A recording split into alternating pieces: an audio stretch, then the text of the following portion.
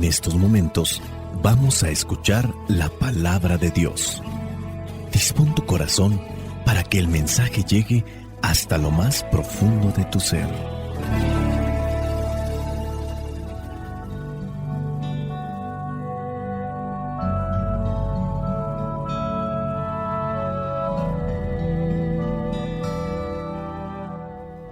El evangelio que la iglesia nos presenta para el día de hoy corresponde a Mateo, capítulo 15, versículos del 21 al 28. Dice así: Saliendo de allá, Jesús se marchó a la región de Tiro y Sidón, y una mujer cananea proveniente de aquella región se le acercó gritando: Señor, hijo de David, ten compasión de mí. Mi hija es atormentada por un demonio. Pero Jesús no le contestó ni una palabra. Entonces se le acercaron sus discípulos y le rogaron: despídela, pues no deja de gritar detrás de nosotros. Él contestó: no he sido enviado sino a las ovejas perdidas de la casa de Israel. Pero ella, acercándose, se postró ante él, diciendo: Señor, ayúdame. Jesús le contestó: no está bien tomar el pan de los hijos y echarlo a los perritos. A lo que ella respondió: es verdad, Señor, pero también los perritos comen las migajas que caen de la mesa de sus amos. Entonces Jesús le respondió: mujer, qué grande es tu fe, que se cumpla lo que pides. Y en aquella hora quedó sana su hija. Palabra de Dios. Te alabamos, Señor. Señor Jesucristo, nuestro divino Salvador, enseñando a los hombres el fuego de tu amor.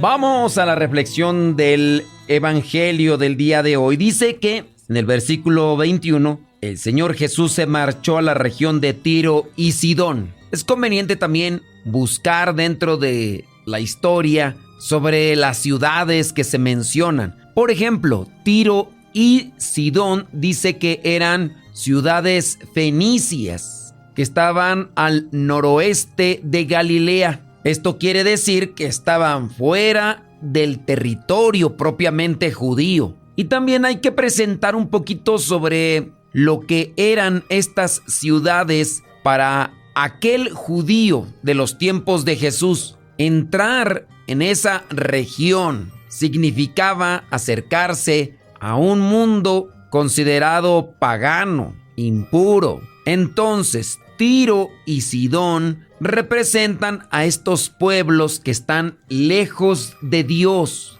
Y aquí entonces, cuando el evangelista presenta de que Jesús va a ese lugar, presenta también que la salvación está destinada para todos los pueblos. El Señor Jesús puede salir a su encuentro de los que están olvidados, lejanos, de lo que podría considerarse perdido o abandonado. Dios lo rescata. Dice ahí que una mujer cananea proveniente de aquella región se le acercó gritando. Hay que también actualizar, porque algunos de ustedes ya lo saben. En aquella sociedad, una mujer extranjera tenía pocas posibilidades de acercarse a un maestro judío, pero ella se atrevió. Ella es esa mujer que representa a la persona que, aunque aparentemente no tiene méritos ni privilegios religiosos, se acerca a Dios con confianza. Ahora, el término cananeo. Los cananeos eran considerados pueblos paganos e incluso se habla de que eran antiguos enemigos del pueblo de Israel. Entonces, una mujer cananea representa a ese extranjero que está fuera de la alianza del pueblo de Dios, del pueblo de Israel. Y precisamente una persona considerada cananea o que está fuera es la que se acerca. Esta mujer utiliza una expresión: Señor, hijo de David, ten compasión de mí. Esta expresión es un título dentro de las cuestiones bíblicas llamado título mesiánico dentro del pueblo judío, porque la extranjera entonces está reconociendo que sí conoce de la palabra de Dios, pero no es perteneciente al pueblo de Dios, pero conoce de las cuestiones de fe. Para aquellos tiempos, la Biblia no existía como hoy la tenemos, hablando de su distribución, porque no había obviamente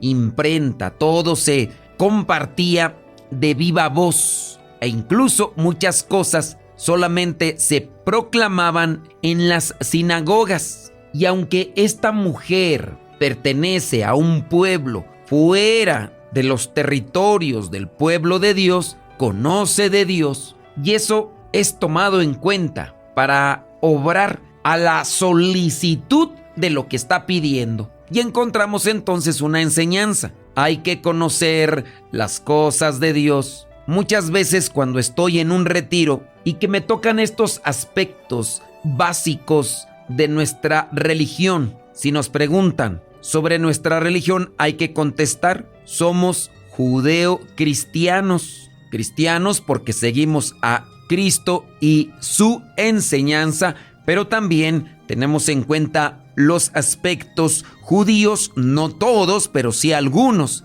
Y algunas veces les pregunto las bases del pueblo de Dios. Cuando me refiero a Israel, el pueblo de Israel, y les pregunto, ¿cómo se llamaba Israel? ¿De quién era hijo Israel? ¿De quién era hermano Israel? ¿Quién fue el abuelo de Israel? ¿Qué es lo básico? Pues muchos cristianos católicos viven en la penumbra. Algunos por ahí saben, otros no. Es verdad, eso pertenece ciertamente al pueblo judío, pero está dentro de nuestras raíces, dentro de ese árbol genealógico de la fe. Cosas básicas no las sabemos. Y esto porque esta mujer que no pertenece al pueblo de Dios conoce del Señor Jesús y conoce el título mesiánico. Jesús, hijo de David. Y todavía llama más la atención porque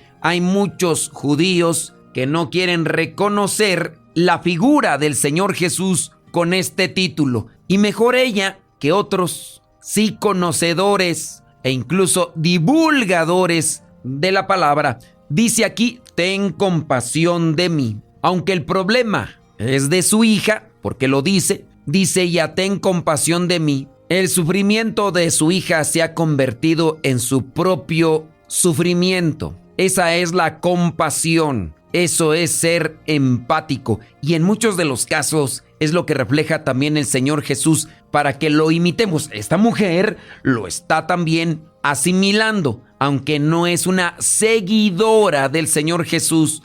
Pero el Señor Jesús, al acercarse al territorio, ella lo asume. Recordarán aquellos momentos en el que el Señor Jesús está cansado, baja de la barca y mira a aquellas personas que están sufriendo y dice, sintió compasión de ellas. Pues es verdad, ten compasión de mí. La mujer que asume el sufrimiento de su hija lo hace suyo. Busca la ayuda para alguien más. Está luchando por alguien que ella ama. Ella es intercesora de su hija. ¿Podemos nosotros ser también intercesores de los demás? Claro, aquí está un ejemplo. Y el Señor escucha hacer oración por el necesitado. Dice ahí que su hija es atormentada por un demonio. Ella sabe lo que está pasando. Dice el versículo 23, pero Jesús no le contestó ni una palabra. Entonces se le acercaron sus discípulos y le rogaron. Podemos hacer un cuestionamiento.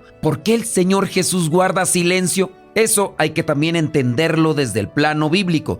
No significa que el Señor Jesús sea indiferente, insensible. Aquí el silencio de Dios aparece muchas veces como una respuesta. El silencio representa esas etapas de la vida en las que oramos, pero no es ausencia de Dios. Con esos silencios también se forma nuestra fe. Mientras esperamos, responder inmediatamente puede perfilar a que nuestro corazón se haga caprichoso, a que nuestro corazón se haga egoísta. Los discípulos, cuando escuchan a esta mujer que sigue y sigue, dice ahí, se le acercaron y le rogaron: despídela, pues no deja de gritar detrás de nosotros. Ellos también se convierten en intercesores, no tanto porque se hayan compadecido de la mujer, sino porque no hayan cómo callarla. Pero esa intercesión también es válida, también es aceptada por Dios. El Señor Jesús responde: no he sido enviado sino a las ovejas perdidas de la casa de Israel. Esto, más que un rechazo, recordemos que Mateo dirige su evangelio a los judíos de su tiempo, porque Mateo es judío. Mateo es un cobrador de impuestos. Mateo es una persona estudiada. Mateo tiene una lógica matemática y está también aplicando algo que puede servir para quienes van a leer estas narraciones de los acontecimientos del Señor Jesús, porque ellos lo tenían bien claro. El Señor Jesús solo vino para el pueblo judío. El Mesías será enviado solamente para el pueblo judío. Y aquí pone esas palabras en la boca del Señor Jesús: no he sido enviado sino a las ovejas perdidas de la casa de Israel. Versículo 25. Ella, acercándose, se postró ante él diciendo: Señor, ayúdame. Se acercó, no se aleja por no tener respuesta, como muchos de nosotros muchas veces podríamos hacer. Al no tener una respuesta al tiempo que queremos, al modo que queremos, pensamos en alejarnos. Esta es una lección también. En ese silencio, acercarse más, postrarse, que es una postura de adoración y humildad. Se coloca delante del Señor Jesús como alguien que necesita misericordia, y el Señor mira el corazón. Es verdad que aquí el Señor responde: grande es tu fe, le dice a esa mujer, y en aquella hora quedó sana. Pues seamos insistentes, seamos constantes. Eso es en muchas de las veces lo que nos hace falta: estar cerca del buen Dios, con esa constancia en la oración, en la intercesión. No es cuántas veces lo hago, sino hacerlo siempre. Y el buen Dios, que conoce nuestras necesidades, nos responderá conforme a nuestra salud espiritual. Conozcamos más de Dios, de su palabra, y seamos constantes y sonantes. Espíritu Santo, fuente de luz, ilumina mi pensar. Espíritu Santo, fuente de luz, ilumina mi corazón y hazlo semejante al tuyo. La bendición de Dios Todopoderoso, Padre, Hijo y Espíritu Santo, descienda sobre cada uno de ustedes y les acompañe siempre. Soy el Padre Modesto Lule, de los misioneros servidores de la palabra. Vayamos a vivir el Evangelio. Lámpara es tu palabra para mis pasos, luz en mi sendero. Lámpara es tu palabra para mis pasos, luz en mi sendero. Luz, tu palabra es la luz. Luz, tu palabra es la luz. Yo guardaré tus justos mandamientos. Señor, dame vida según tu promesa.